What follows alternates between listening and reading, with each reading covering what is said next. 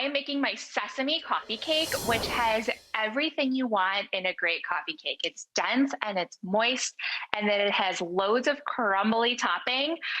But for me, what makes it extra special is I like to add tahini to the cake batter.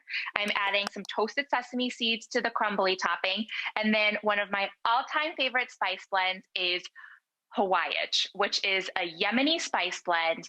And I think of it as a pumpkin spice that is very heavy on the cardamom and the ginger. So this is a blend that you can make at home. These are common spices in your spice cabinet. So loads of cardamom, loads of ginger. Those are going to give you those great floral citrusy notes. And then a little bit of cloves, cinnamon. So I've got my Hawaiian in this crumbly mixture and in the cake as well. So you're getting double dose of Hawaiian for coffee. Oh, wow. You put it in both. That's great. Yeah. And it's so easy. This is my favorite therapeutic step. I'm just making the crumbly topping out of flour, sugar. I add a little more cinnamon in addition to the Hawaiian and some salt and butter. And I just crumble it with my fingers. And to me, like the ideal coffee cake is half crumbly topping. So my crumbly stuff is mixed up. This is definitely the type of thing that you can make in advance and stick in the fridge. Next, I'm going to mix up the batter. I have my softened butter here. I'm going to add it right into my stand mixer that's fitted with the paddle. I have my tahini, which, as you said, it's ground sesame paste. It is so good. Tahini runs through my veins. I use it in both sweet and savory recipes.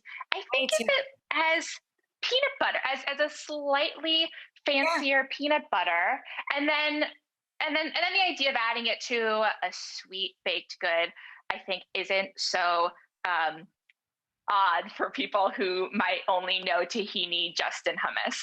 So not only is it adding that delicious toasty nutty flavor, it's also adding quite a bit of fat and richness. So it's going to help make this cake nice and moist.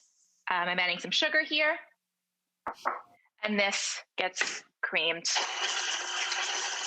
This is a super simple cake, hard to screw up.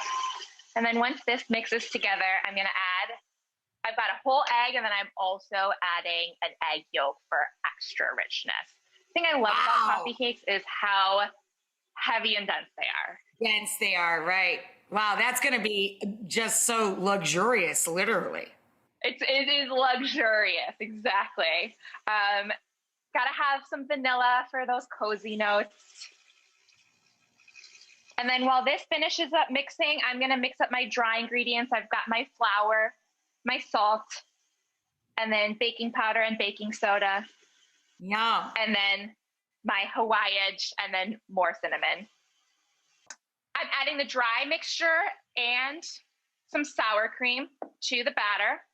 Oh, yum. Once these get mixed up, sour cream. I love sour cream in cakes because it has that tanginess and so much good richness. Yogurt, like I put in like everything. It's so delicious. Oh, yeah. I love yogurt. So I have a batter that's mixed up here already. I wish you could smell this. It's me too, baby. Me too. Cozy and delightful. This gets spread into a cake pan. Spread it all the way out. And the cake batter itself, it's going to seem kind of thin, like a thin layer, but that's because it's saving room for all of the good crumbly topping. So this just covers the top. This gets baked at 375 for about 35 minutes. And then here we have it. This is it. Yum! I wish I could share this with you so you can see how dense it is. Where am I holding this? There it is. Oh, look at that. Gorgioso.